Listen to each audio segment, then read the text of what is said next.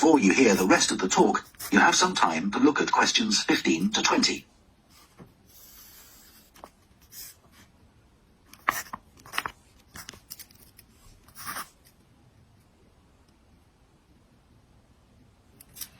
Now listen and answer questions 15 to 20.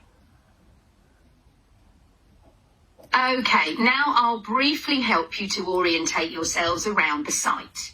As you can see, we're in the reception area, which we try to make attractive and welcoming to visitors. There's a corridor running left from here, and if you go along that, the door facing you at the end is the entrance to the coffee room. This looks out onto the main road on one side and some trees on the other, and that'll be where you meet each morning. The factory is the very big room on the far side of the site. Next to it is the warehouse, which can be accessed by lorries going up the road to the turning area at the end. You can get to the warehouse by crossing to the far side of the courtyard, and then the door is on your right. Somewhere you'll be keen to find is the staff canteen. This is right next to reception. I can confidently say that the food's very good, but the view isn't. The windows on one side look onto a corridor and courtyard, which aren't very attractive at all, and on the other onto the access road, which isn't much better.